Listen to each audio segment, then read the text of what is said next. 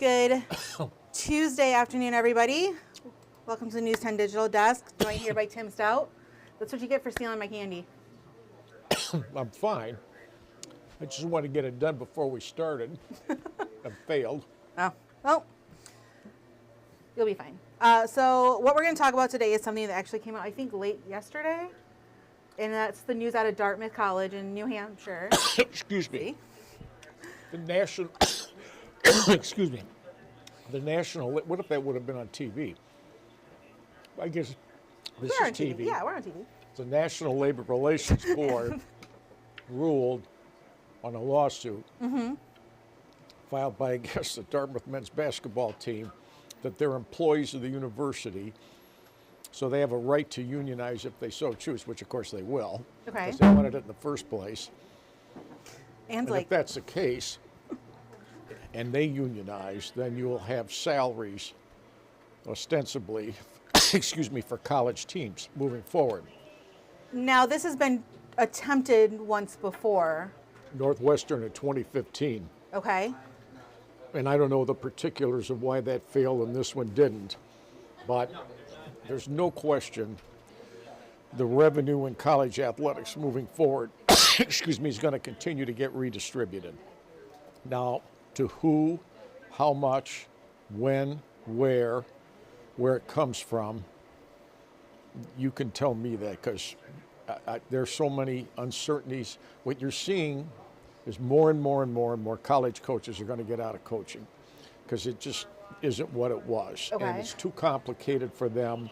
They cannot control their rosters. Rick Pitino of St. John's, he wants a salary cap for basketball. And anything that's going to change is going to have to go through the legal process of determining if we make a new rule, are the courts going to approve it or shut it down, which is killing the NCAA because everything they try to pass gets cut down in court. This would be a milestone. I mean, what happens if Dartmouth doesn't want to play Yale because they're a 25-point favorite, so we're going out on strike, we're not playing them? Good point. I mean, but for me to sit here and tell you this is what's going to happen and this, that I don't know, other than the fact that the revenue as we know in college sports today is going to continue to get dramatically excuse me, getting dramatically redistributed moving forward. And we already had a big shift when it comes to student athletes and revenue with the NIL agreement. NIL, yeah, that thing's, I mean, that's ending. I mean, we have two attorney generals in Virginia and Tennessee, because signing days tomorrow for football players. As we speak, they're trying to get a temporary restraining order that would eliminate the caveat in the current rule in those states that says you cannot recruit athletes based on telling them up front, this is the kind of money we can pay you out of NIL. That has been illegal, that you can't do it that way. You recruit them, you sign them, and then the money deal comes later. Okay. Not that everybody's done it that way. Right. They all cheat, if that's what cheating is. But they want a restraining order, so up front they can say tomorrow to anybody they're going to sign, hey, if you come here, we'll give you this much money in advance, which was never the idea behind NIL. But if there's a restraining order granted, you know, once again, I mean, trying to pinpoint the future of big-time college athletics in the world we live in today, I'll be anxious to see the coaches are going to bail off. They're just going to go do something else. He can go through there. He's better than what I'm doing. At least he's not coughing. That we know of. That's a soundproof booth. Did you ever think something like this would even be an issue when it comes to college athletics? Well, you've already got the Big Ten. While I was gone last week, the Big Ten and the SEC, they're forming committees now to see what they can do to make what they think is the current system sustainable. They'd have contracts to overturn. And then you have money issues, you got legal issues. It's a mess. The pros have contracts and collective bargaining agreements with their labor. Everything with the pros at the major league level is finite. It gets renegotiated when the contracts are up. But in colleges, the term is it's a wild, wild west show, and it clearly is. I don't see how a lot of these schools are ever going to survive to begin with. A lot That of them was are my next losing question. a lot of them are losing enrollment to begin with. Right. So what are you going to do to keep funding athletics when you're not getting the revenue coming in? So if you're a student athlete and you're, say, like LeBron James, like you're good enough to go right out of high school, like does maybe something like that give you a little bit of a benefit to like, okay, maybe I'll do a couple years at Well, how this many college. LeBron James are there? Not many. But. So that's a pro issue. That's not a college issue. The pros decide how old an athlete has to be to declare for the draft. And it's different on all of the sports. So that's not a college issue. So what can colleges do to like make those hot commodity of athletes come to them and want to play there and want to perform well and win that national championship? I mean, that's the good old days. And Are those long gone? the good old days when I grew up.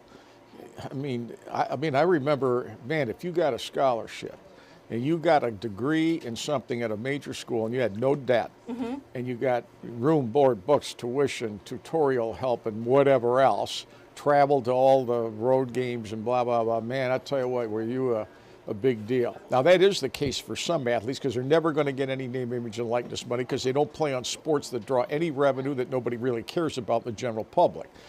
But for the ones that are the headliners, football and men's basketball, that thing is, I think I swear, I think you're going to see more, and the Nick Sabans of the world are just going to say, you know, it was great while it lasted, and Harbaughs of the world, they don't want to go through it anymore because they can't control it, and you don't know what's coming forward.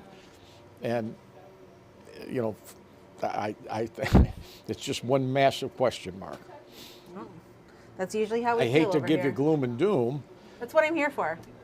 Well, then I came to the right place, you know. But I mean, that it is a big question mark, which is why we're talking about it. It's something that we never really, I mean, we saw it coming maybe down the road, but I feel like this came kind of quickly right on the heels of the NIL. Well, look, to me, money just corrupts so many different things in life. And when money gets in the way, everybody's priorities change. We all know that in a variety of, and money, you know, it hasn't corrupted the high schools yet. Yeah. And as extreme as the pros are, at least they're under a guidance system that is legal and it's in print what you can and cannot do. Everybody knows what the rules are. But the colleges are so vastly different. And you have judges and courtrooms deciding policy that the colleges just can't, you know, Title IX is a huge factor in this, and nobody can really predict what is and what is not legal, which I think is a major factor there. Nobody really knows what is and what isn't legal. So if you don't know, then when you go ahead and try to come up with a concept of something, is it going to stick?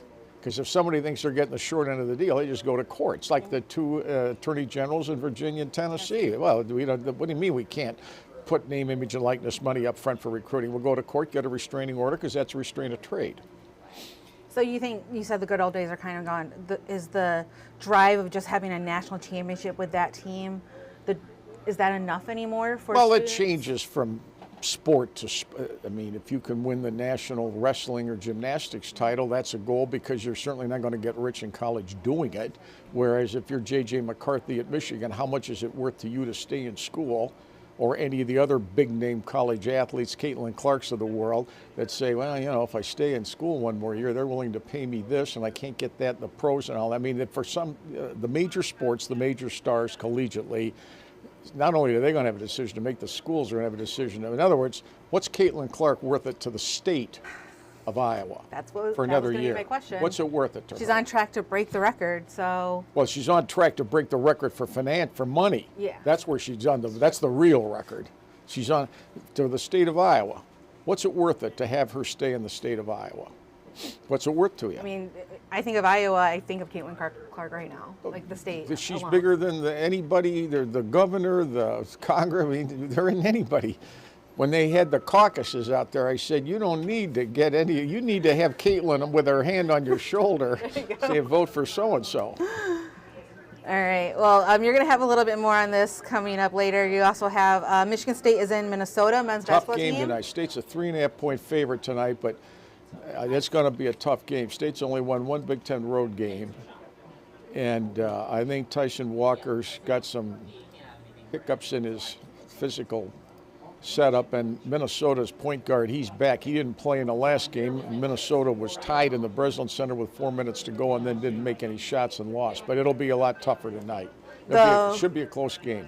I see the women beat Minnesota in East Lansing yesterday. The Minnesota women's team's not the Minnesota men's team. I saw that coming. They had their key player out, too. All right, that game is at 9 o'clock on Peacock, and Tim will be on News 10 at 6 with Fred. He's right there. There's Fred. Thank heaven. Nothing yet. I got to go in and straighten him out. He hasn't had my steadying influence for a week, and it shows. Listen, we can't all keep him in control. It shows. He hasn't had my steadying influence. All right, Last time I saw him, the Lions were still playing. That's not funny. It's too soon. Times have changed. It's too soon, Tim. It's too soon. All right, I got to restock that candy jar. We will see you guys a little bit later. Thanks for tuning in.